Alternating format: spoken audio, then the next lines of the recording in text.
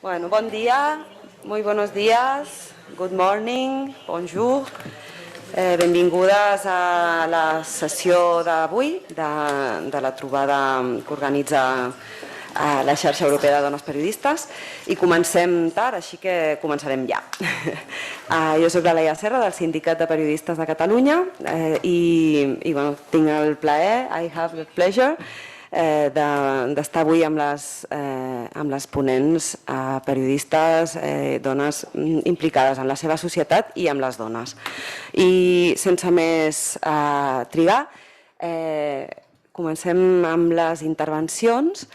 Primera de Sahar Talat, que ve d'Egipte i ens farà la seva presentació. Bon dia. Good morning. Good morning, everyone. Today I will speak in English, but my presentation is in Spanish, in Castellano. So I'll be mixing between both because actually the panel here is basically is in English, so we have to respect our colleagues. Thank you very much for being or for inviting me and being here with you all. I enjoyed very much yesterday. We had great pleasure discussion and we have been really seeing lots of so many different ideas. Today I will work on, hold on a second.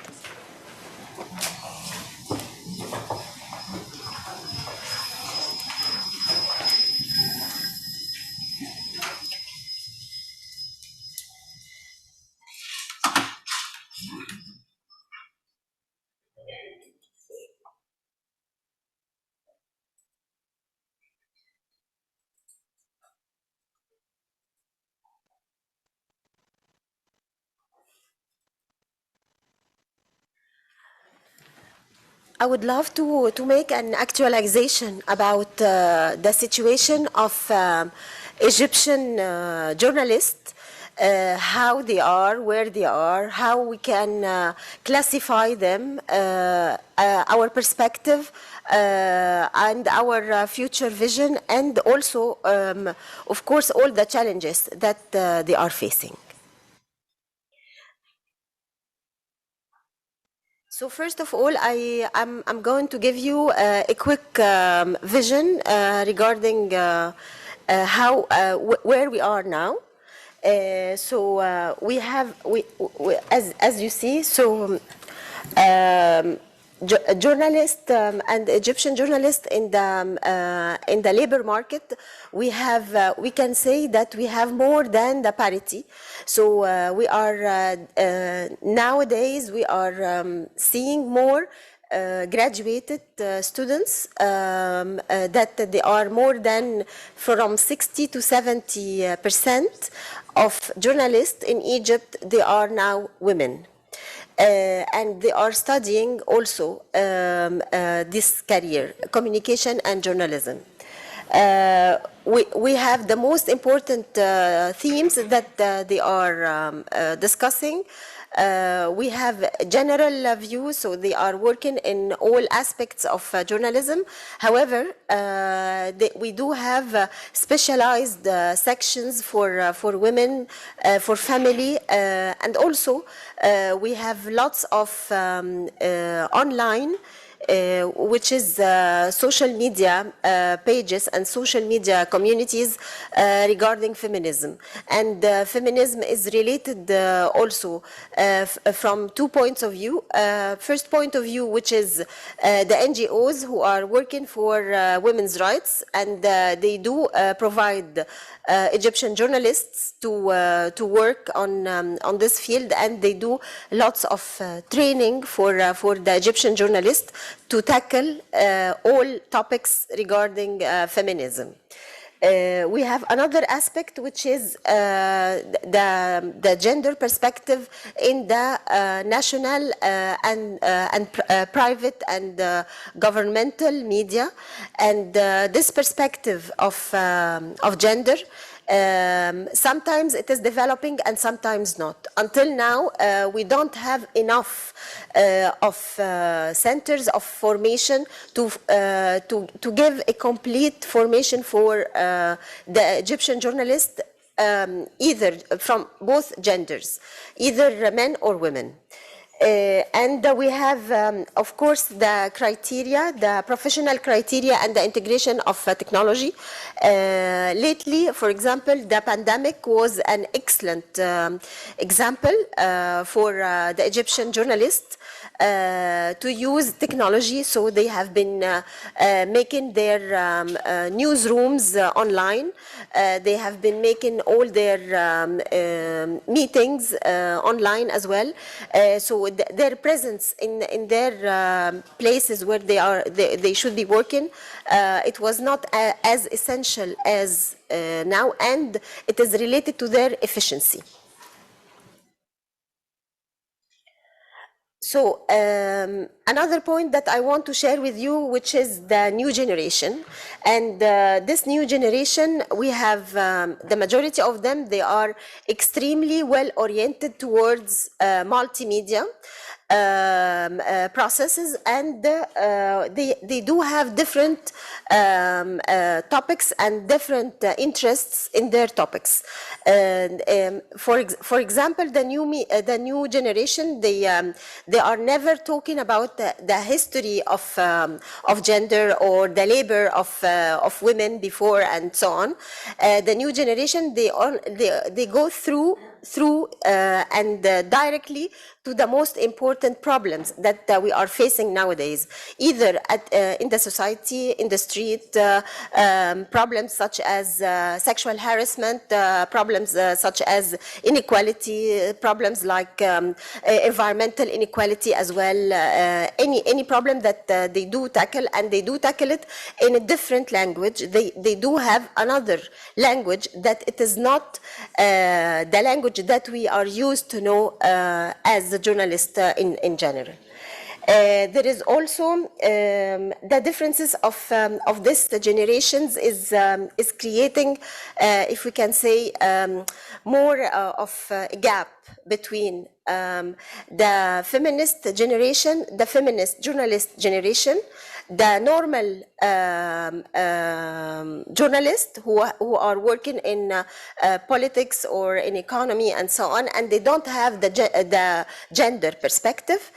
And we have the young generation who are highly oriented towards gender, towards social commitments, and towards problems.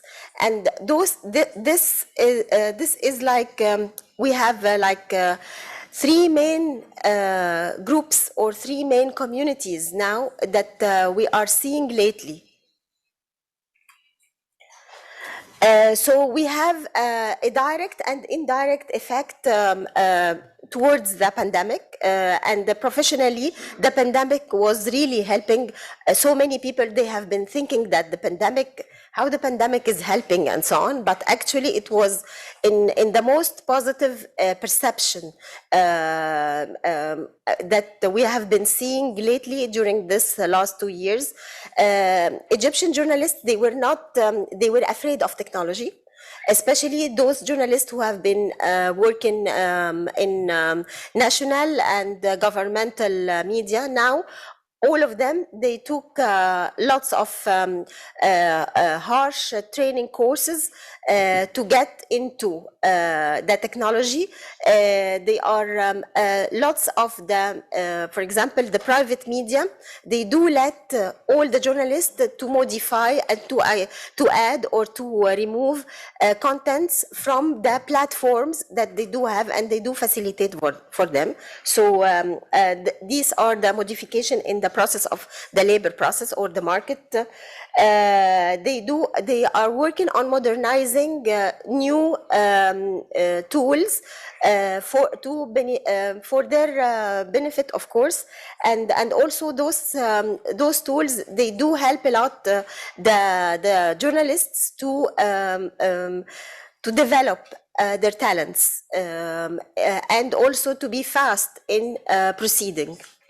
And there are lots of changes in the map, in the media map that we do have now in Egypt. And the media map is not anymore we have we used to have like sections, and those sections, they were like taboos or something that we cannot discuss or change or modify. Now, not anymore. We are on constant changes and on constant development. The interest of the content now is much higher than the hierarchy that we do have. The idea of verticality or pyramidal perspective that we had before in journalism does not exist anymore. We have more horizontal view. We do depend a lot on the participation of the young journalists. And the young journalists, they do create lots of dynamic groups that they enhance the rest of the more professional, or we can say more experienced journalists to change their style, and they are doing so. And also, I forgot to tell you that now, lately, most of the graduated students from mass comm or journalism or multimedia and so on, they are motivated to be entrepreneur. And they do have their own private media companies. So they are working either in PR or in advertising or in specialized content, something that we did not have before for many years. And there are lots of facilities also from the government to help the new entrepreneurs. So now we are finalizing, and we are getting to the end. We have the challenges that we are facing, and still until now we do have the stereotyping image of women journalists. Because still we do have a high part of patriarchal perspective in the culture, and it is changing, but there are sometimes some drastic changes, and sometimes we have slow changes, but we still have this stereotype image. We have the positions of the executives in journalism or in the media. They are still in the hand of the men, the majority of them, although we do have between 40 to 35% of executives that they are women now. The conditions of training and formation in the media, they are improving, but we need more, of course. The necessity to have more programs oriented towards the gender perception and the gender application is very important to have it. So they are working on it, and lots of NGOs they do work on it, especially, for example, also with the help of the Arab Organization for Women and the Egyptian Council for Women as well. They do work a lot to modify and to work on the mentality of the Egyptian journalists. We need to have more visualization and visibility on the network, and also on the normal offline society. We need to present successful examples, and those successful examples should be like the motivational parts to enhance this vision of these women who are really working so hard to create a difference in the society. And we need to create more strength of exchange of experiences, exchange of idea, and consolidating the idea of empowerment, the idea of equity, the idea of technical journalism beside the content of the normal journalism. And at the end, I want to say that we need to change the culture, the socio-cultural perception of so many conventional journalists, especially women, that until now they cannot differentiate between the perception of gender and their interests. We need to put more integration of efficient tools. And at the end, I will finalize, we need to have more interconnected levels and standards of international and national and regional media contents to be able to understand us better. And thank you very much.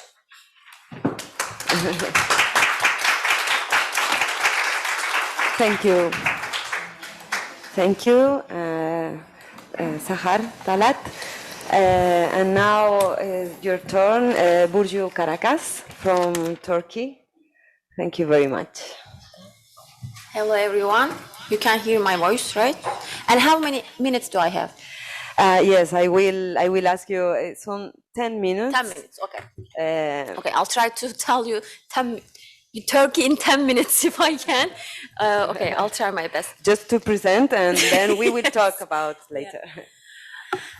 Thanks for the invitation. I'm so happy to be here, first of all.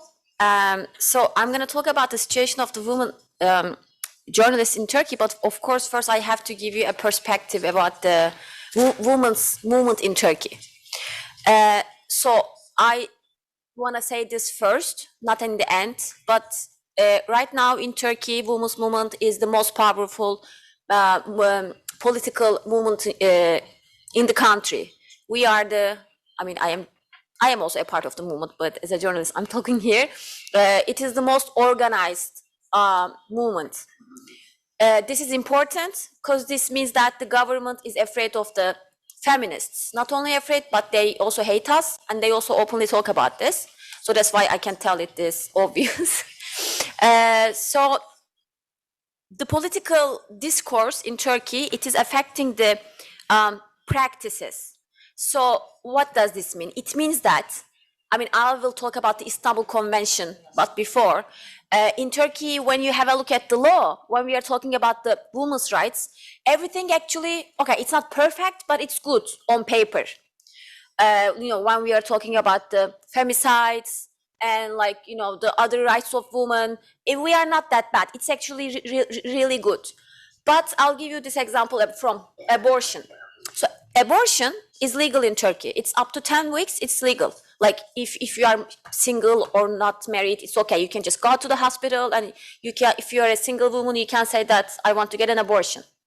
On paper, it's legal. Now there is a de facto ban. So in 2012, Mr. Erdogan, he was the prime minister back then, now he's the president, he said that he is anti-abortion. And then I have written several articles about this. So I called the hospitals as an ordinary woman. I asked that I want to get an abortion. I called 7 hospitals. Only one of them said that I can get it. The rest said that it's illegal in Turkey, which is not true.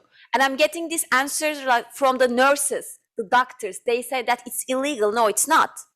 So I'm saying this, that's why I'm just giving you this example that the political statements are affecting the practices. Or let's say in Turkey, if you are subjected to violence, you can go to the police station, or you can go to the court, and you can get a paper that the police is gonna protect you.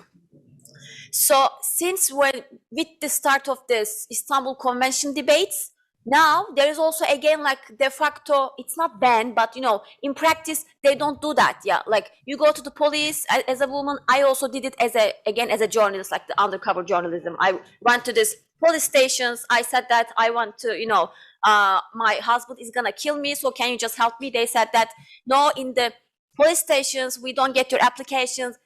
You should go to the court, which is not true again, because, so they, I mean, on paper it's okay, but in practice, no. So that's why, first of all, this is, of course, an important problem.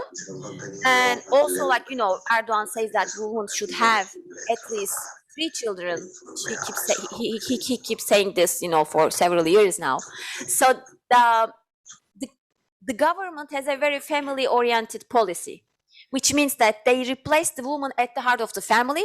So as an individual, they just turn a blind eye to the rights of women.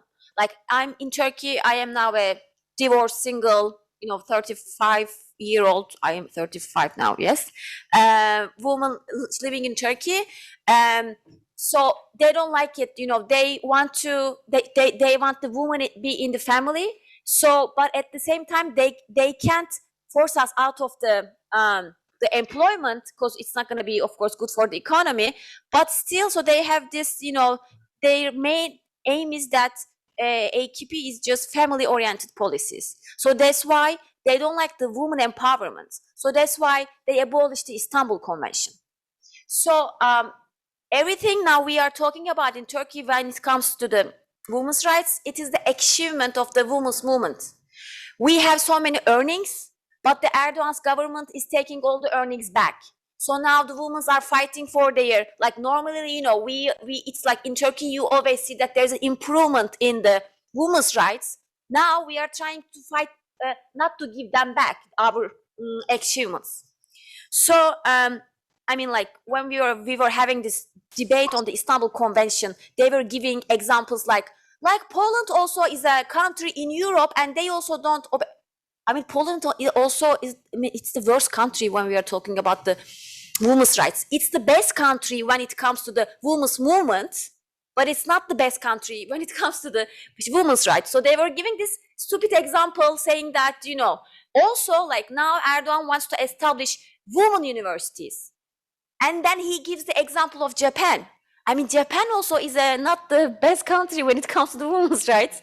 So, because probably he thinks like Japan, is the most advanced country. So, and it's not the fact. I mean, we are all feminists here, so you know what I'm saying.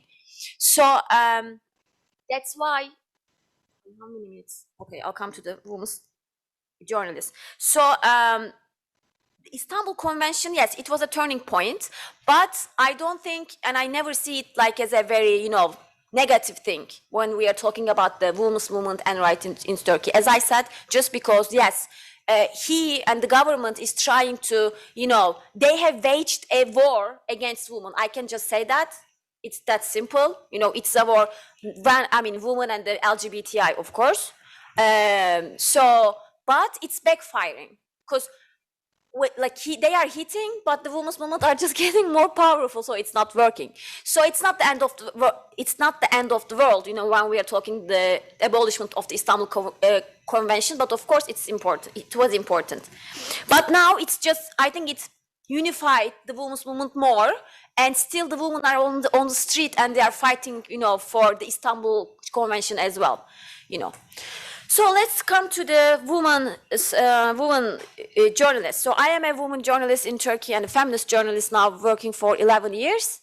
And so I will say, for the journalism part, 2013, the Gezi Parkı protests has been a turning point for the press freedom and also for the journalists.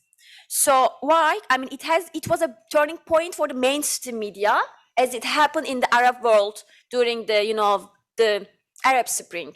They lost their reputation, and that's what I think it happened.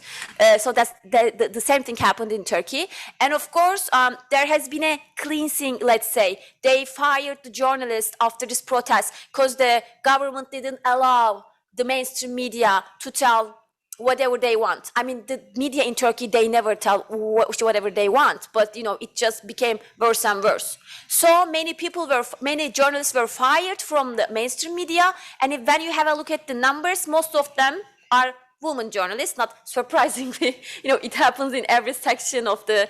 I think when we talk about the fires, and so according to the Coalition for Women in Journalism. they followed 75 law cases of the women journalists in Turkey. 75, only the ones that we know. So as I said, the government has waged a war against the women. This is same for the women journalists. And we are always being intimidated, either jail or compensation. You know, but I will just make a slight note here.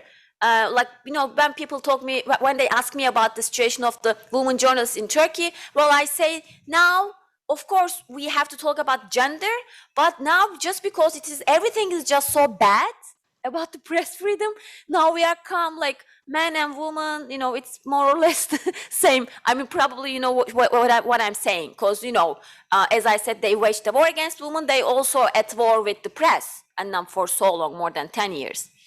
But like when we are working on the streets, like, you know, when we are covering a protests, of course, the women, we as the women journalists are more fragile than our male colleagues.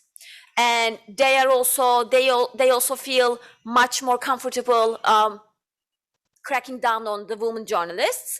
And they, of course, know who is working for which media outlet. So, you know, they are not, I mean, the police, of course, they are clever everywhere and they follow everything. So the last thing I want to talk about, I'm sorry, when we are talking about the convictions, like when the women journalists or the journalists in general in Turkey are, when they are on trial, they are basically convicted for the terrorism charges. You know, it's like, it is the being a, you know, affiliated with a terrorist organization is the thing that the Erdogan's government loves the most. If they want to tame you, you know, if they want to defame you or just, you know, put you out of the picture, they will say you are a terrorist. And apparently, if you are not from AKP, you are a terrorist anyways. So it is not reliable anymore. Like in the 90s, when we were talking about this Kurdish issue, you know, you are a terrorist, and that was something people were like, maybe he or she is a terrorist, you know, when people were in jail. Now, yani, it doesn't make any sense to anyone because the government says everyone is a terrorist, so they don't know. I mean, actually, the society also lost their trust in this phrase. So lastly, I want to talk about when we are talking about the media, of course, the social media is important, the role of the social media.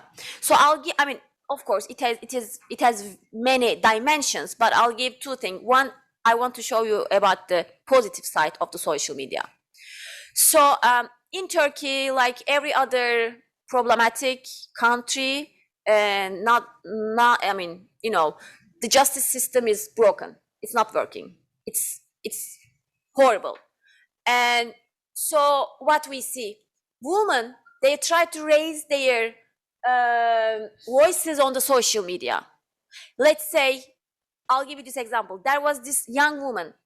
Her name was Şule Çet. Şule was found dead, and they said that she committed suicide. But her friends didn't believe this. They started a campaign on the social media saying that Şule didn't kill herself, but actually she was thrown like from the 20th floor of or maybe I think it was more like from a very tall building, and she was killed. So they started this campaign, and it was successful. And the prosecutor, he opened the case against, and then at the end of it, we found out that actually she was killed. She didn't commit suicide. So this is only one example. There are many examples like this. When women, they raise their voices on the social media, if you can, you know, affect the public opinion, then you see that things can change. And actually during also the Istanbul Convention, the women's movement, they also used social media as a powerful tool.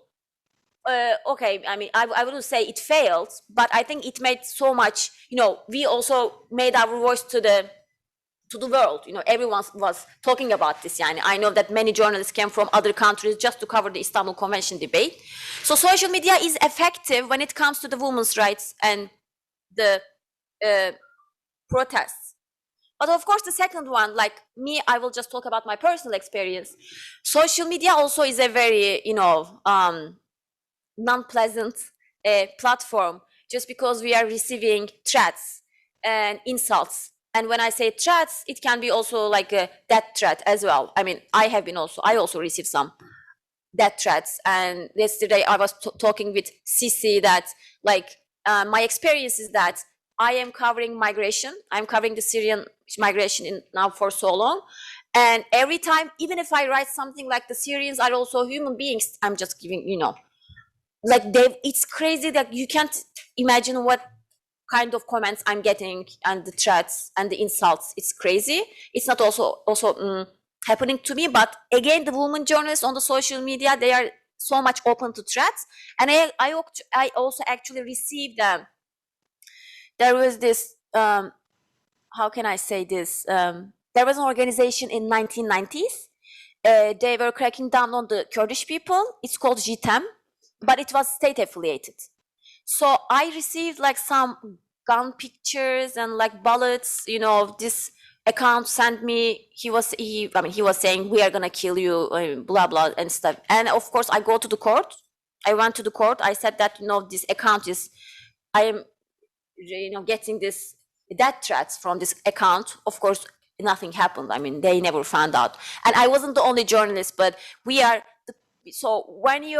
if you're a journalist in Turkey, if you are covering the fragile issues, such as the Kurdish issue, press freedom, corruption, and migration, everything goes, as we know, everything is political anyways, but especially these topics, you are always on the, you may always get into trouble. It's just too easy. It's easier than ever. But as a last word, I am not pessimistic, and because I don't want to be, and I have to be optimistic anyways.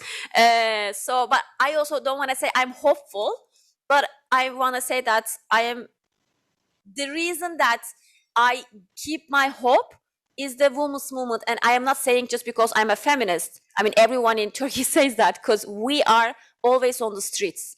When people are giving their reactions online, women's movement is the only movement they go on the streets because we are fighting for their lives. Thank you. Thank you.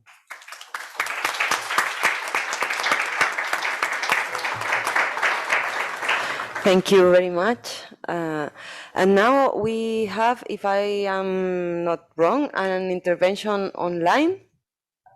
No? Oh, okay, sorry. Then we will continue with our invited. That here is Hayam Kamel, perdón. But ella está aquí. She's in a place of Linda Abu that she couldn't come. No ha pogut venir no? Però, bueno, Hayam Kamel farà la seva intervenció en àrab i tindrem traducció en directe perquè ha estat una situació imprevista.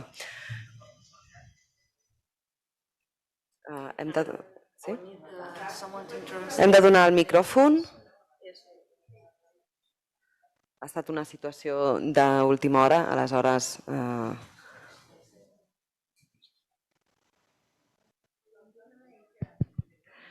Farà la traducció en castellà, de l'àrab al castellà. D'acord? Hola. From the Arabic to the Spanish. Sí, sisplau.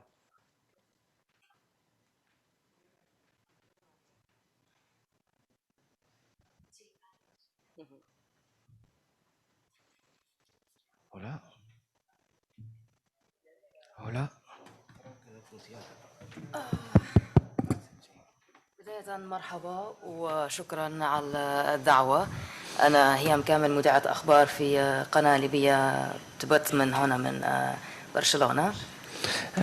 Muchas gracias por la invitación. Estoy contenta de estar aquí.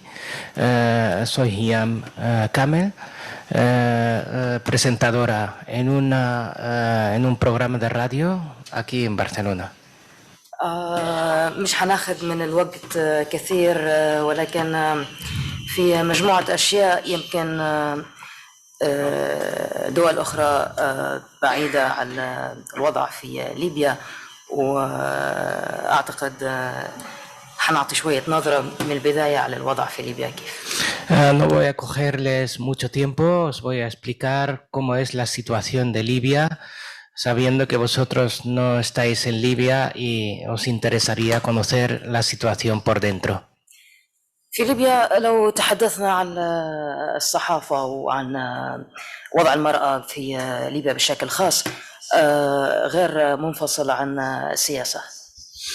Si hablamos de Libia, la situación de la mujer tiene una situación especial que es totalmente separada de la política.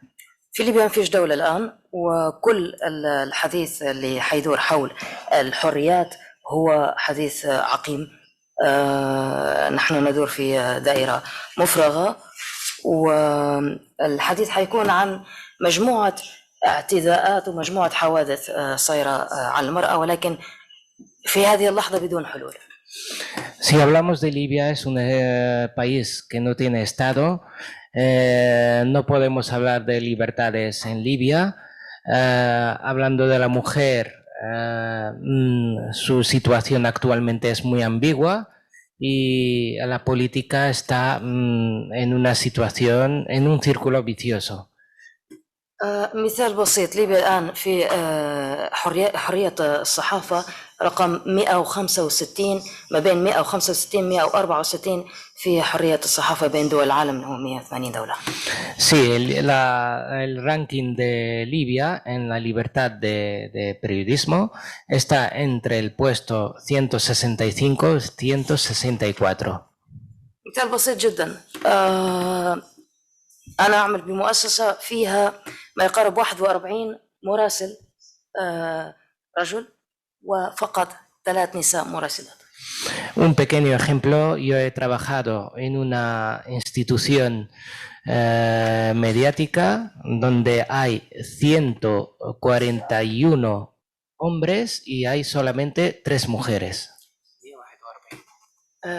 41 مراسل و3 نساء، وأيضا مذيعة واحدة أخبار، مذيعة سياسة أنا فقط في كل المؤسسة، وبس قسم الأخبار مش لازم يعني مش مجموع المذيعين كلهم، ولكن في قسم الأخبار فقط مذيعة واحدة أو 5 مذيعين أخبار سياسة. En el plató informativo hay 5 hombres y solamente una mujer.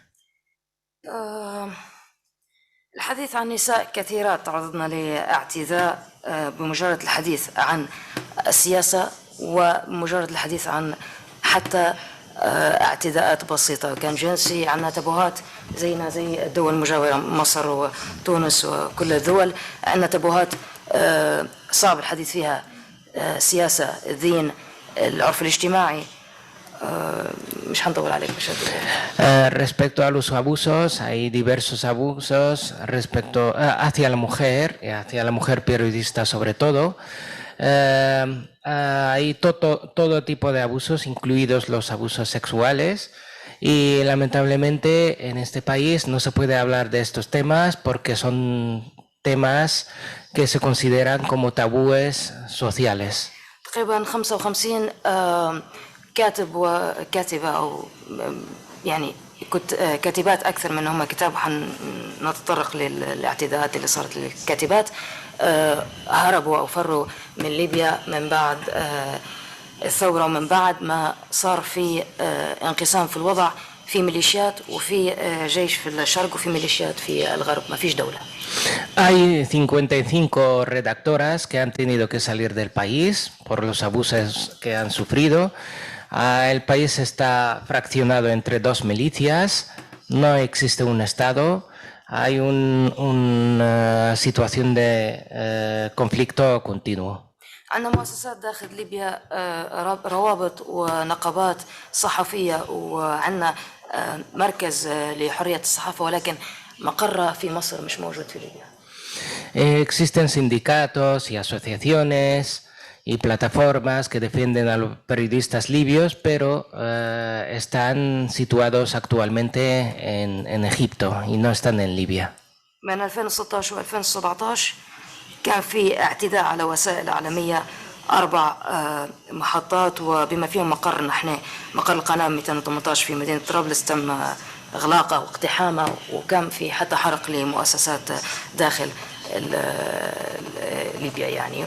وعمل النساء جدا صعب في نقل هذه الأحداث، لو ما تعرضوش للنساء بشكل مباشر حيتعرضوا لهم بكل الوسائل، تعنيف جسدي، تعنيف جنسي، إساءة لسمعة، تعرض لعائلات. Entre el 2016 y el 2017, 4 instituciones periodísticas en Libia han sido atacadas y incluso a mi institución donde trabajaba. Y hay también, hubo un incendio en una institución y el trabajo de las mujeres periodistas es muy difícil en Libia. Si no existen abusos directos, por ejemplo, abusos sexuales o ataques hacia la integridad de la persona, hay de difamación y acoso hacia el honor de una persona. شخصيا كان عندي حالة خروجي من ليبيا كان من 2014. أخرج بعد إصدار كتاب، وكان في معارضة لإصداره. هو كتاب عادي ديوان شعر، ولكن مجرد دخول المرأة في الوقت حساس وميليشيات ومفيش قانون، كان في معارضة من العائلة. وطلعت من ليبيا في 2014 لرغبتي الشخصية في ممارسة مهنتي تخليت عن كثير من الأشياء، وكان في كثير من التنازلات نتحدث عليها. Yo salí de Libia el año 2014 a causa de un libro que he editado. Hubo muchas protestas contra este libro y he tenido que salir del país por las amenazas y por las presiones que he sufrido, y he renunciado a muchas cosas buenas que tenía en mi país a causa de seguir ejerciendo este oficio del periodismo. الخوف كان من ظهور كشكل وكصورة بشكلي أنا هذا، يعني بدون حجاب، ظهوري على الكاميرا، نقلي لأخبار سياسية، وجود أهلي في منطقة فيها ميليشيات، هذا كله يعرض أن يكون في اعتداء على الأهل، مش علي أنا شخصيا حتى لو كنت مش موجودة داخل البلاد. Simplemente aparecer en los medios de comunicación en Libia con este aspecto sin velo, como una mujer que muestra su rostro y su pelo, esto ponía a mi familia en una zona controlada por milicias a un peligro inminente. كان في حادثة شهيرة جدا جدا، بداية الاعتداء الفعلي على مهنة الصحافة ووجود المرأة في ذهن الناس ككائن منزوع من الحرية الشخصية. هي كان حادثة شهيرة حنقولها توا يعني، بس يعني وجودي وصورتي وشكلي، مجرد صورتي بالكاميرا حيعرضني لتساؤلات لو نزلت لبلادي وأنا قاعدة نبث في أخبار سياسية، حنحسب على طرف من الأطراف وحيتم الاعتداء علي لو دخلت لليبيا. Simplemente aparecer en los medios de comunicación con mi cara sin velo y hablando de política siendo una mujer, esto me supone un gran peligro si vuelvo a mi país. في واحدة صحفية اسمها سارة المسلاتي، يعني هذا الحدث هو كان كإشارة لنا احنا النساء إن حيتم في اعتداءات لو في دخلنا في أمور حساسة. في صحفية اسمها سارة المسلاتي بداية إعلان الاستقلال من بعد الثورة، بجرد أن هي كانت مش محجبة وكانت تنقل في خبر في حفل استلام وتسليم السلطة، رئيس البرلمان قدام الناس وقدام الجمهور قالها تنزلي على المنصة وما تقدميش الحفل بمجرد لأنك أنت امرأة غير محجبة. Simplemente hay un caso muy conocido, muy famoso en Libia, que es una periodista muy conocida que se llama Sara Msennedy, que después de derrocar el régimen libio, se celebró en el Parlamento de Libia una fiesta de la inauguración de la nueva república y presentaba este acto esta periodista donde el presidente del Parlamento le obligó a bajar de la estrada y a salir de la sala simplemente porque no llevaba velo. الغريب انه هو لما افتتح الكلمه بتاعه قال نحن نؤمن بالحريات الفرديه وسنعمل على ترسيخها ودعمها ولكن نحن مسلمون وعلى الجميع تفهم ذلك يعني اشاره لكل النساء غير مسموح انك تكوني موجوده على الكاميرا مش محجبه. Y lo gracioso es que este presidente del Parlamento empezó su palabra inaugurando la legislatura diciendo que ellos creen en las libertades individuales, pero con el acento de que somos musulmanes. Y los presentes aplaudieron la palabra del presidente. You want to say something? No, it's the time. The time, I'm sorry. كثير من القصص وكثير من في نساء في إذاعيات في واحدة قتلت في 2014 كانت عاملة بإذاعة سبها في كاتبات طلعوا من ليبيا لأن في جهات غير موافقة على إصداراتهم وعلى كتاباتهم يعني في عنف قاعد يمارس بطريقة مباشرة وغير مباشرة قاعد يحدد في حرية الصحافة النسائية. Hay muchos ejemplos de agresiones y de ataques. Hay una periodista que fue asesinada en el año 2014, que es una presentadora en el canal televisivo de Sabha, y hay muchísimas redactoras que han tenido que salir del país simplemente que algunos responsables políticos no estaban de acuerdo con sus redacciones. الآن في عمل على إصدار تضمين قوانين داخل الدستور لحماية المرأة وحماية الصحافة بشكل عام. Actualmente existen menciones en la nueva constitución libia donde se protege la libertad y la igualdad de la mujer y también la libertad del periodismo. ولكن للأسف نحن الآن مشاريع فردية، نحن الآن نحاول أن نقوم بعمل مقاوم ولكن بتجارب فردية. Lamentablemente actualmente estamos militando de manera individual para impulsar este tipo de libertades y de reivindicaciones. Y gracias a todas y a todos.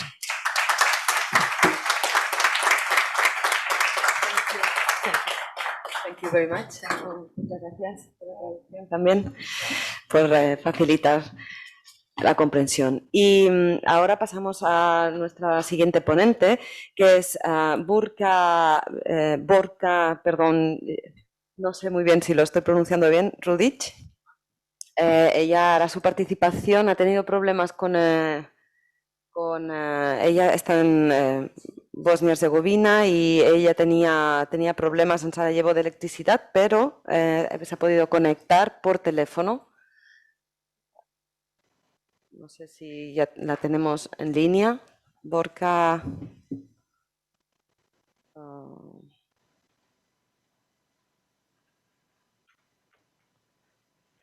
¿L'hem de connectar? Esperamos. La tecnología tarda un poquito.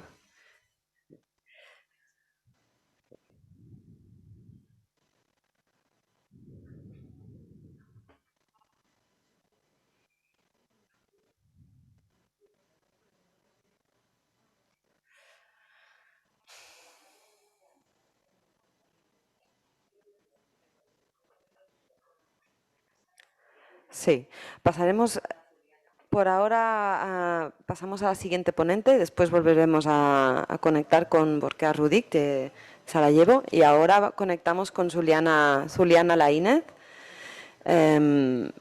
que también está online. Muy buenos días, Zuliana, adelante. Gracias. Laia, buen día para ustedes. Una abrazada a Un tu segundo, Tom por allá desde... ¿Me oyes? Ahora te oigo. Perfecto. Ahora te oigo. Buen día, Laia, y una abrazada a tu Tom desde Perú. A ver, primero escuchaba con mucha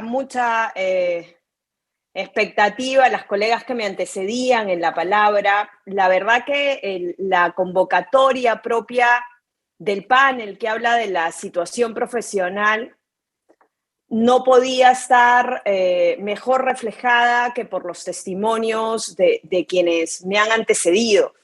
Yo quería centrarme fundamentalmente en tres preguntas disparadoras que estaban en este panel, que me parecen bien interesantes para la discusión.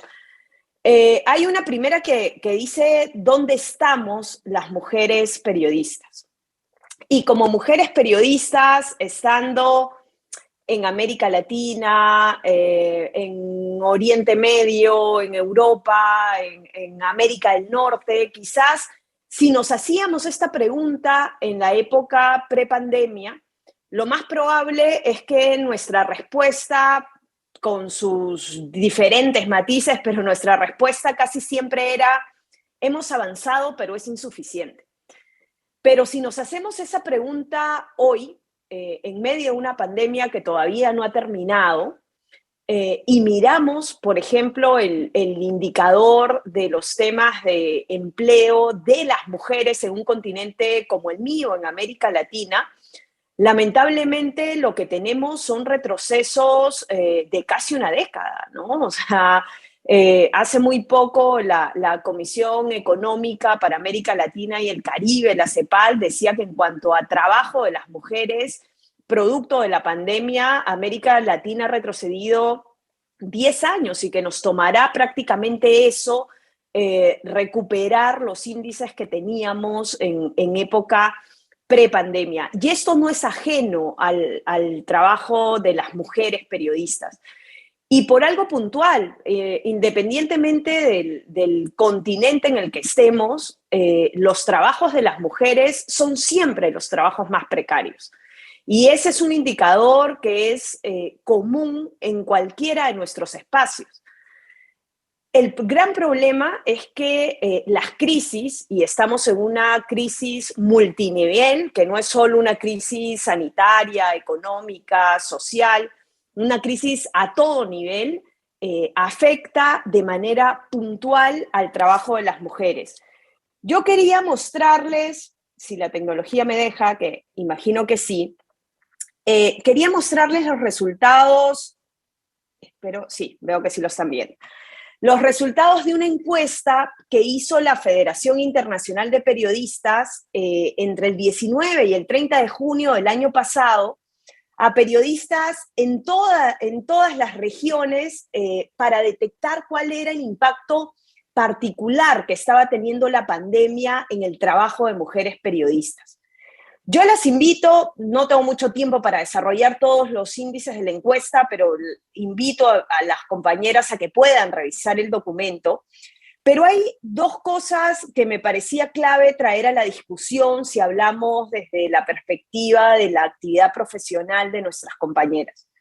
Primero, de que por lo menos más de la mitad de las encuestadas reconocieron de que la pandemia había relevado, profundizado las desigualdades de género en las empresas, especialmente en temas de conciliación de vida laboral y privada, ¿no? O sea, casi de las más de 500 encuestadas, casi un 62% de manera puntual señalaba de que la pandemia había profundizado esto, ¿no? Y sabemos de que responde a cuestiones bien puntuales, lo de la doble y la triple jornada en el caso de las mujeres y en el sector nuestro de manera particular es una realidad ya de la época prepandemia, es una realidad desgraciadamente hoy en pandemia profundizada, no vino con la pandemia, pero quizás se visibiliza más los efectos que esto tiene en la actividad y probablemente cuando llegue la época post-pandemia, que aún no ha llegado, pero cuando llegue quizás siga siendo también un problema estructural. El otro impacto que se enmarcaba era el de las responsabilidades laborales y el tema del impacto en los salarios. Pero había un indicador más que me parecía interesante traerlo a la discusión, que era el nivel de crecimiento que había tenido la exposición a violencias en línea. Es lógico que producto de las cuarentenas estrictas que hemos vivido en la mayoría de nuestros países, todo el debate público y la actividad se trasladó a los soportes digitales y las mujeres, la escuchaba hace un momento a la compañera de Turquía hablar de cuáles son las respuestas que recibe en línea cada vez que hace alguna cobertura, por ejemplo, sobre migración. Pero la mayoría de nuestras colegas mujeres, además de decir que los ataques en línea se habían triplicado en época de pandemia, decían de que estos ataques generalmente se expresaban en insultos, temas de menosprecio laboral, comentarios sexistas, amenazas de muerte o de violación y envío de imágenes obscenas. En ese sentido, y desde la Federación Internacional de Periodistas, y esto me parece importante trasladarlo al debate, porque es algo que desde nuestras organizaciones venimos alentando, por lo menos desde hace un par de años, que este tipo de violencia se ha hecho más frecuente, y es que este tipo de violencia en línea o ciberacoso, la FIP, la Federación Internacional de Periodistas, propone que sean asumidos por las empresas periodísticas como temas de salud y seguridad en el trabajo. O sea, no se pueden seguir abordando como temas ajenos propios de la actividad laboral, sino que deberían ubicarse y tratarse con toda la normativa que en nuestros países hay, además, para abordar temas de salud y seguridad en el trabajo, debería tratarse como una problemática de esa naturaleza. Quería compartirles 3 cosas más. Este es un índice que quizás ya lo conocen, es muy recurrente, el del monitoreo global de medios, pero el monitoreo global de medios de la época pre-pandemia, ¿no? Porque era data que se recogió fundamentalmente en 2020, inicios del 2020, y quizás hay algo de efecto inicial de pandemia, pero habla de que necesitaremos 67 años para cerrar la brecha promedio de igualdad de género, ¿no? Y quizás esto se ve expresado fundamentalmente en algo que también se ha dicho aquí, de que en muchos de nuestros países, por lo menos a nivel de acceso a formación, el periodismo y las comunicaciones son carreras que están bastante feminizadas. En América Latina esto es una realidad en varios de nuestros países, pero que el mayor problema que tenemos es el de asumir y acceder a los puestos de dirección en los medios de comunicación. Hay cifras bastante claras. Hablo de países como Perú, un 75% de mujeres en facultades estudiando periodismo, comunicaciones, pero que cuando hablas de medios de comunicación sigue siendo mayoritaria, baja en algo, y estamos hablando más o menos de un 60-65% de mujeres trabajando en medios. Pero cuando ya ves los puestos de dirección en medios, estás hablando de porcentajes que no llegan siquiera al 25% en los medios de alcance nacional, especialmente en los medios tradicionales. En los medios digitales tenemos una situación quizás algo distinta, pero bastante paradójica también, porque si bien es cierto, tenemos a muchas mujeres en las direcciones de medios digitales, son medios que ellas mismas han emprendido. Y en Perú solemos decir paradójicamente que parecería que las mujeres tenemos que fundar nuestros propios medios recién para poder dirigirlos. Y quería compartir 2 cosas más muy rápidas. Esto de la feminización, ya se los decía, el problema es que a veces la feminización desde los estudios los mostramos como mira, el periodismo, la comunicación está feminizada, pero el gran problema, y no me voy a cansar de repetirlo en cuanta discusión tenemos sobre estos asuntos, El gran problema que tenemos es que cuando las profesiones o las actividades se feminizan, de inmediato se precarizan, ¿no? De inmediato se precarizan. La feminización se traduce en temas de precarización laboral, se estancan los salarios, se estancan incluso o van para atrás las condiciones en que se ejerce esa actividad, y eso pasa en el periodismo, pero ha pasado también con otros rubros de actividad en países, siempre hablo de lo que más conozco, América Latina, como en sectores como la educación o la salud. Feminización, por desgracia, sigue traduciéndose en temas de precarización laboral.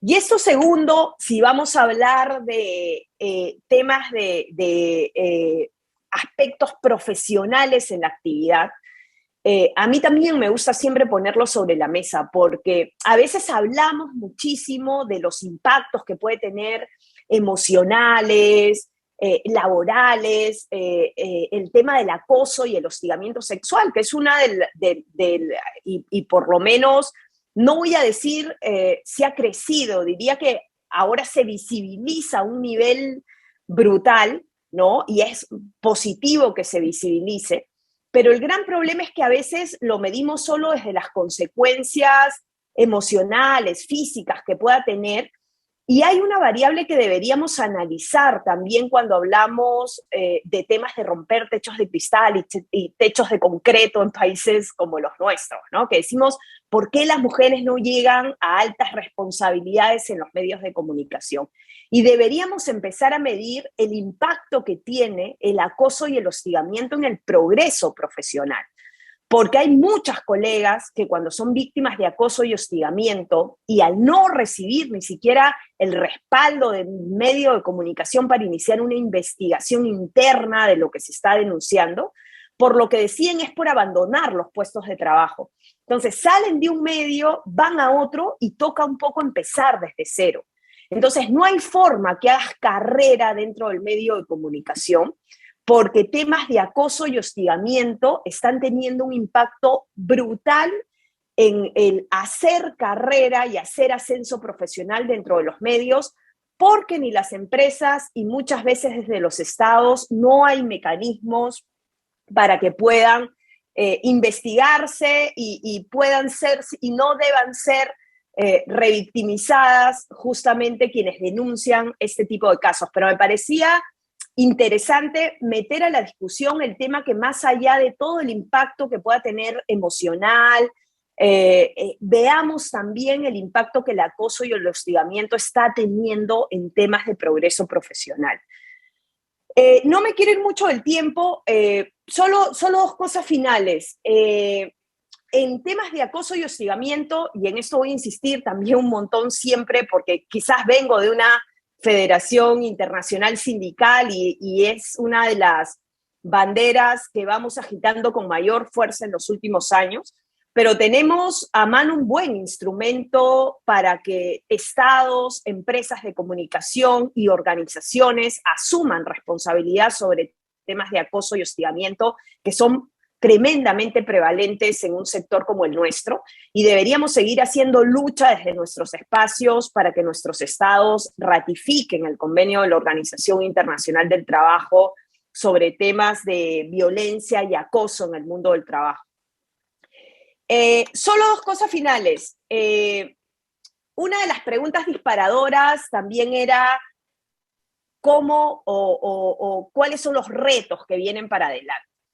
Y uno de los retos, les decía que eso estaba ya en la época prepandemia, está ahora en la época pandemia y probablemente esté sobre la mesa en el momento que lleguemos a la pospandemia, es el eterno tema de la doble y la triple jornada y la necesidad de la corresponsabilidad para conseguir temas de igualdad de género en el campo laboral.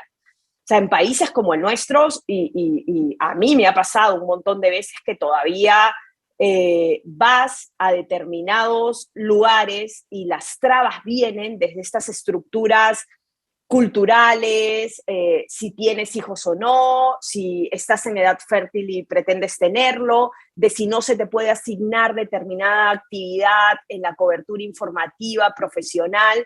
porque siendo mujer y teniendo hijos, no vas a tener tiempo para hacer ese tipo de coberturas. O sea, hasta que el tema de la corresponsabilidad no se asuma socialmente, legalmente y culturalmente como un tema con un impacto directo en los temas de ascenso profesional incluso, vamos a estar siempre atascados en ese tema.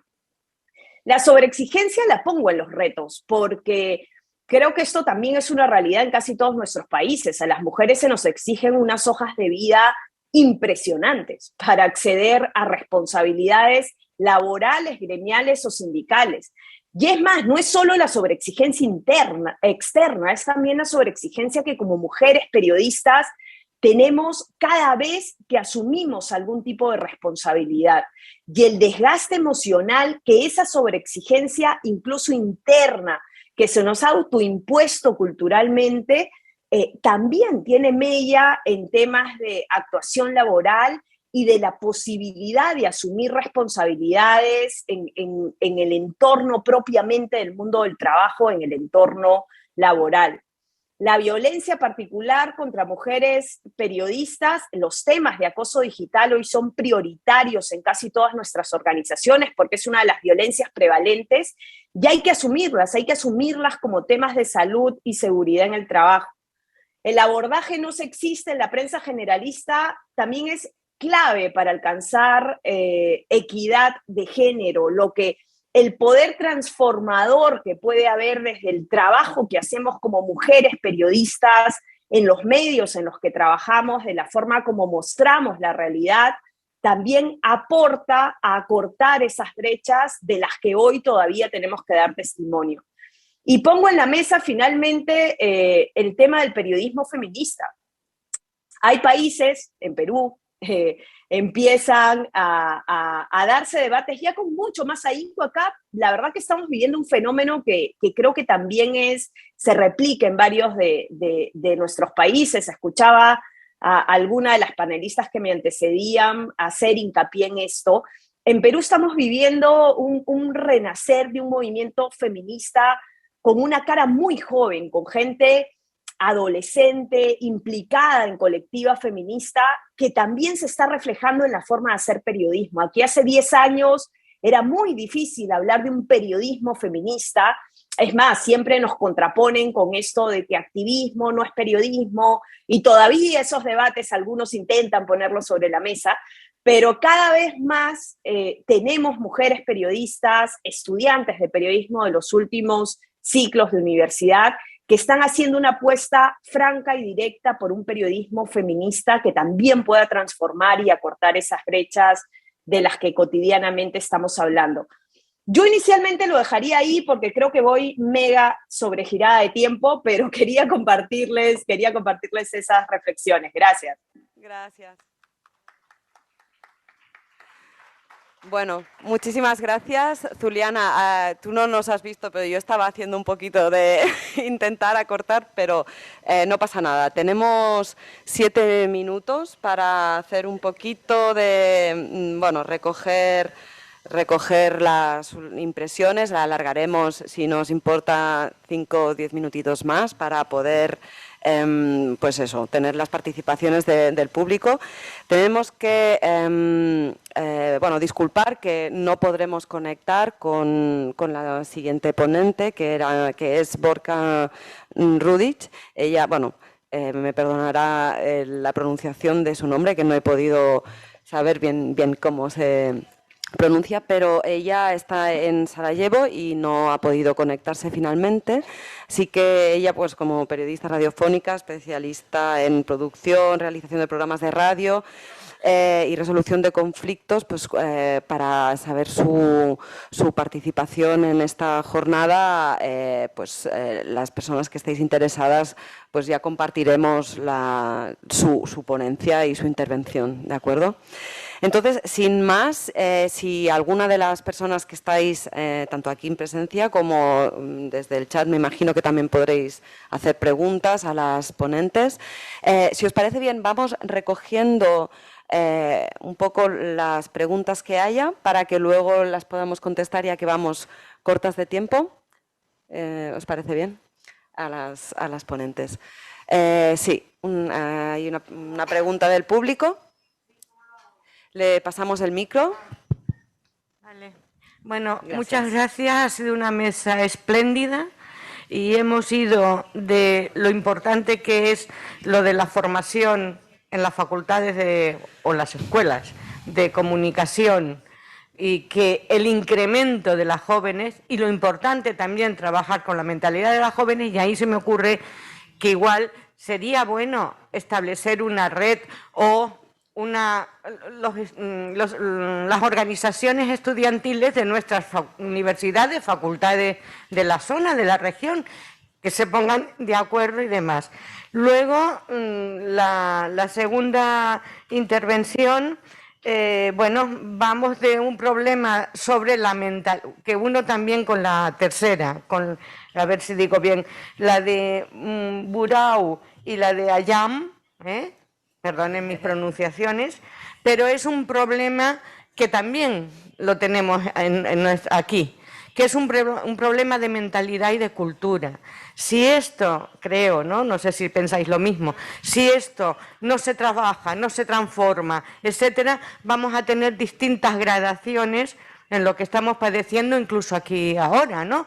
Porque aquí también no son solo las profesionales del periodismo, sino las mujeres, las chicas y demás que están sufriendo precisamente por esa mentalidad de acoso y demás. Hay mucho que hacer, pero creo que me parece que el tema de ese cambio de mentalidad que comporta también un cambio de cultura, no de nuestras culturas, que si nuestra cultura cristiana, no, cultura, mentalidad de cultura y la última, yo creo que la última intervención nos ha dado las pautas de por dónde ir. O sea, en cualquier parte creemos, bueno, creo yo, no sé si todos estamos de acuerdo y ustedes también, que todavía tenemos mucho que hacer por el tema de la profesión, del ejercicio de la profesión periodista para las mujeres, ¿no? Seamos del Mediterráneo o de América Latina, como nos acaba de explicar Juliana desde Perú, ¿no? O sea que es algo, creo yo, no lo sé, que trasciende, ¿no? Que trasciende un poco nuestras fronteras y que tiene que ver con esto de la mentalidad, creo yo, de la cultural y demás, y que esto está vinculado también con la educación y los principios y lo que arrastramos. Perdonen, igual me Muchas gracias. Perdonen, Era más unas reflexiones, ¿no? Que no alguna pregunta en concreto. Sí, les pregunto si ellas lo ven así, lo de poder hacer una oferta para la red, para los estudiantes de periodismo, si creen que es conveniente o no. Y luego lo de la mentalidad, si creen que es un problema bastante más. Claro que hay gradaciones, porque en el caso de Libia, nuestra desconocida Libia, que nos cuesta tantísimo hacer análisis de la prensa en Libia, por ejemplo, conseguir hasta los otros situaciones que se han explicado, Turquía o bueno, perdone, yo creo que ya me he llegado más, o sea que no. Gracias y perdone la cuestión. Bueno, do you want to? I just want to say like 2 sentences. I heard from what you're saying from the I hope that, I mean, probably it's true, but you keep saying mindset or culture. Probably it's about patriarchal system, but I mean, it is done when you say it in this way, it is becoming a bit orientalist.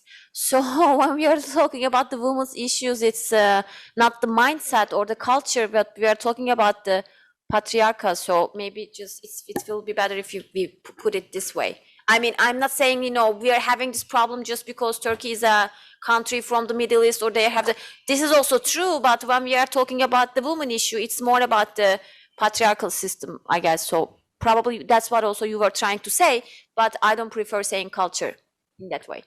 I don't know if I'm clear. Sí. Sí. Señora Talat. Teresa, muchas gracias por la pregunta, pero me gustaría decir que ayer hemos tenido un representante, un candidato, un miembro del Parlamento Europeo, y yo creo que tu idea será una idea preciosa en cumplirla, con establecer estas redes entre las jóvenes periodistas y sobre todo las jóvenes que acaban de hacer la carrera de periodismo y ir apoyándolas, sean en el norte del Mediterráneo o en el sur del Mediterráneo. Y me parece un vínculo muy importante y puente interesante para ir desarrollando estas ideas y estas experiencias también para el intercambio cultural. Gracias. Hay otra pregunta aquí y después aquí y después aquí. Pido un poco de brevedad en las preguntas para poder dar tiempo a que haya más preguntas. Gracias. No pasa nada. Hello, my question is for Burcu. I just wanted to ask you, what is the level of approval of Erdogan because of what he's doing to the journalists in Turkey? What is the level of agreement of Erdogan being the agreement of approval? What do the citizens think about Erdogan? Because I know that there is a big divide between the new generation and the old generation, and the Islamist. His way of always putting everything that he does, connecting it with Islamism in a way for him to gain the crowd, you know. And No. And my second question, apart from the level of agreement with Erdogan, is he gaining more popularity or not? This is what I mean. With the older generation, more specifically. And to what extent do journalists like you, whether women or not, feel threatened by their job, by their occupation, because of the level of detaining people and arresting them and everything that is happening in Turkey? Thank you. Thank you. Yani he's not gaining more popularity because also when we are talking about politics, as we know, the economy also is a very important matter, and it is collapsing right now. I mean, we have very high inflation, unemployment rate is so high, especially among the young people. Okay, for the younger generations, also I'm not the person saying as a journalist, but it's my observation, but at the same time, there are some polls showing that he's not becoming any more popular. Like, you know, he basically did everything that to attract people, but now we say in Turkish, like, we are out of the sea, like there is nothing more there is nothing more that he can offer to the younger generations. Like, let's remember what the states election, Obama was saying, you know, hope, whatever change, and there is nothing that he can, because he needs stability. He can't offer change because he has to maintain his position. So, and okay, yes, economy is just becoming worse and worse every day. And you can feel it like everywhere across the country. And of course, this is a very important factor when we are talking about his popularity. And yes, there is a divide. But by the way, when we say, you know, Islamist, and yes, he has policies, you know, he is also trying to Islamize the country. But when we are talking political Islam, we also know that it's not it's not about religion anyways, most of the time. So the real religious people in Turkey, they're also distancing themselves from him just because it is more about the money and everything else and power, and religion, it's not about that, So, but don't ask me what's going to happen, because I am so bad at the predictions, so I don't want to say anything, because really, I mean, until now, everything that I predicted, it didn't happen in my country, so I don't want to say, I don't want to make any predictions. But for the journalism part too, there are now, I mean, we are struggling, to do our jobs. It is so obvious, everyone is very intimidated, but I don't want to say we are fearful, but I also don't want to say, we are being so brave. No, it's just probably we should just see it as a profession, because sometimes people are saying, you are so brave, and I am just telling the truth, so it doesn't have to be anything else, the mainstream media is totally, it vanished, it doesn't exist anymore. So like, I'm working for DW Turkish, the journalists broadcaster, so I have my own space that I am not subjected to censorship, or I am trying to minimize the self-censorship. But not everyone is like me. If you are working for a mainstream media, it is pro-government anyways, so you don't have the space. So we need a political change to see how the press freedom is going to change.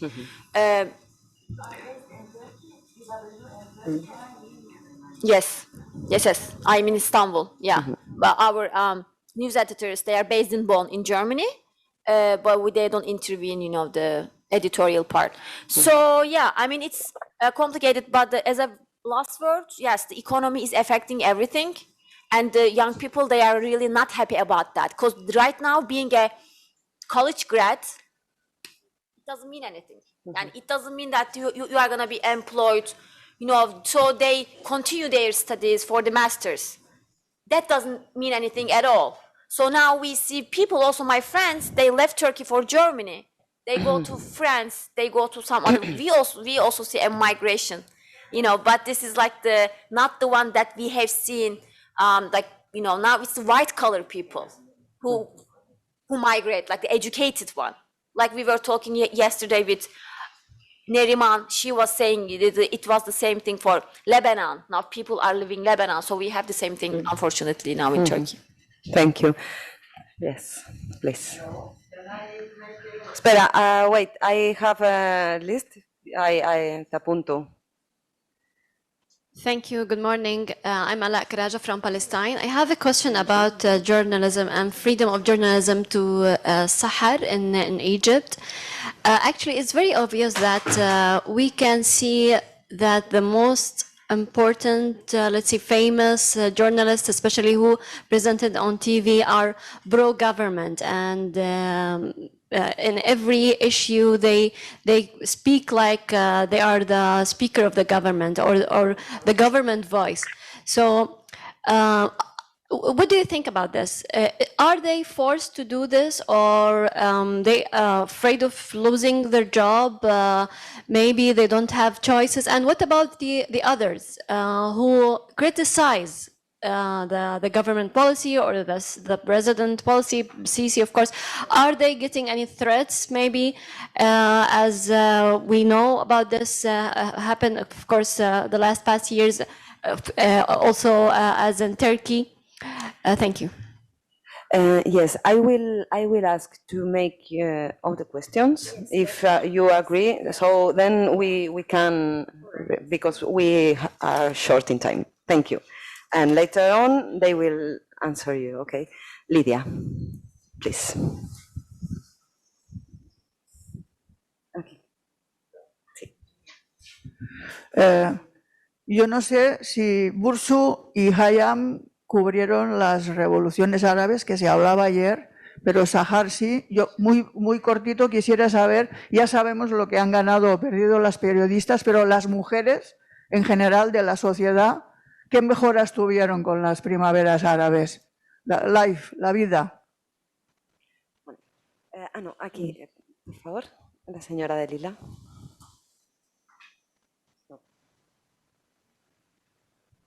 Sí, hola, buenos días. Intentaré hacerlo muy cortito.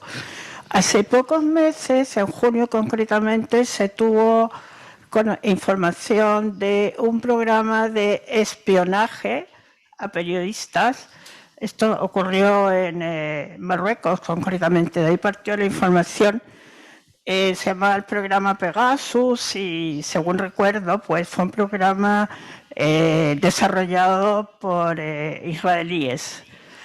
Entonces, en esa línea, me ha inquietado, tras las exposiciones que han hecho de acoso y hostigamiento, tanto a nivel personal como por las redes sociales, pregunto si han tenido constancia o se han sentido amenazadas por este espionaje también vinculado a las nuevas tecnologías. Incluso por drones también se está desarrollando. Vale. Gracias. Gracias. Anotamos la última pregunta aquí. Vale, tenemos aquí una muy cortita. Vale, al fondo, sí. Gracias. I would like to add to the question asked before about freedom of the press in Egypt to Sahar. From time to time, we get information that this and that journalists were in jail, were prosecuted and things like that. So if you want to comment on that. Okay. Thank you. Vale, anotem la última pregunta corta y vamos a las respuestas. Si nos parece, aquí una pregunta aquí, la primera fila. Y en 5 minutos, porque si no, no podremos hacer la pausa. Sí, es muy Voy a rápido. pedir. Es un comentario a raíz de lo que ha dicho Zuliana, de la realidad que tenemos con todo el tema de la brecha de género en los medios de comunicación y de cómo acabarla con las chicas que están estudiando periodismo y medios audiovisuales. Es para compartir una buena práctica que hacemos desde el Centro de Estudios de las Mujeres de Europa para todas aquellas entidades o asociaciones que queráis llevarlo a cabo. Hacemos un programa que se llama Dona Pas, da paso, que lo que hacemos es coger a chicas de las universidades que están estudiando estas carreras y las ponemos a hacer prácticas en empresas del sector, lógicamente, al lado de los directores y directoras, para que así no perdamos talento femenino y puedan seguir. Es una práctica que podemos compartir y podéis llevar a cabo porque el año pasado ya la hicimos durante todo el curso y las primeras 20 chicas que acabaron están ya en estos momentos trabajando en buenos puestos de los medios de comunicación de aquí, de este país. Muchas gracias. Gracias. Vale, so we are going to the answers and it will be like a closing round. Okay. Thank you very much. I got the first question from my colleague in Ramallah talking about the freedom of expression in Egypt and what is going on. Freedom of expression in Egypt it was under threat during so many years, and we have been living this all the time. So there is nothing new. We are used to this threat of freedom of expression. However, these days, I think some journalists, they were exposed to some situations 3 years ago in Egypt, and one of them was in jail. He was the president, but not as a journalist. He was in jail as a head of political party, and now he's freed from being in jail. So the content of the media, we have two main pressures in societal pressures. It means that private sector, the media in private sector, they are absolutely doing a tremendous propaganda more than the governmental or the national media, which is something extremely, this is unbearable, or we don't understand why. They are like promoting 100% the government, although when you are seeing the normal national or radio or TV, you don't find this approach at all. So we have this gap between, because we have to say that the majority of the journalists who are working in the private media in Egypt, they are not real journalists who had studied journalism. Most of them, they have been studying another careers, and they have been infiltrated and they entered into the profession. So this is one issue. Second issue that is very important, that the people, they are overdoing, especially the journalists, they are overdoing, and they want to show that everything is okay. It's not, everything is not okay, but they lost the medium term of doing your job as a journalist and at the same time defending the rights of the citizens. And this is a real problem. However, in the social media, there is no censorship whatsoever. everyone could express his or her opinion openly and without any, on the contrary, the social media is putting lots of pressure on the private media and on the national media. And they are creating, and this is what I said yesterday and today also, when I was talking about the young generation. The young generation, they do create lots of lobbies as center of pressure on the power itself to modify and to create another vision regarding what's going on in our normal society. And as I said yesterday, it's only taken 2 hours. If they are going to hide anything, whatever this anything, only 2 hours, and everything is clear and spreading all around the whole country. So this vision that also you have here in Europe, or maybe it is going out of the country, because actually we don't have enough channels to explain what is going on the ground, and the journalists, they don't do also their job to be this to play this role of bridging cultures or bridging knowledge of what is going on there. And another issue that it is also very important. Have other questions. I mean, I don't know. I'm sorry. I got two questions regarding the freedom, so that's why. Okay, so no. I mean, if you It's are okay, not a answering also the other questions, because we are very short in time. I am really sorry, because it's very interesting. So only to close your answer, so please. No, I just want to say that nowadays we have a real crisis, especially economic crisis in the media and in the national media. So many people, I mean the most professionals, they are just fading and going out of the market. And we have only the paparazzis or the puppets who are just showing there. Thank you. Please, Burcu. I'm okay. Yeah. So about the Spring Revolutions, or the program, the spying program that Pegasus. Well, if you don't have an answer for this, regarding the question of, or shall I answer in Spanish? Lidia, for you, Lidia. Hablando de las lecciones que las mujeres periodistas y sobre todo las mujeres en general han aprendido después de esta experiencia allí en Egipto, yo creo que la experiencia ha sido muy importante, porque ya han sabido primero que tenemos ONGs ahora que están trabajando perfectamente sobre este camino de ir apoyando a las mujeres.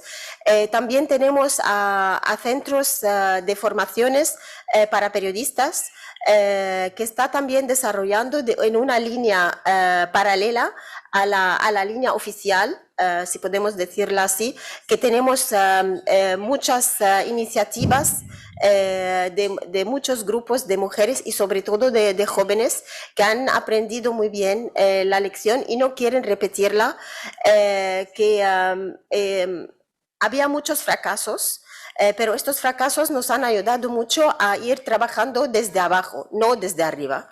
Y lo que pasa que ahora mismo que tenemos nueva ley contra el acoso, tenemos casos que están en la cárcel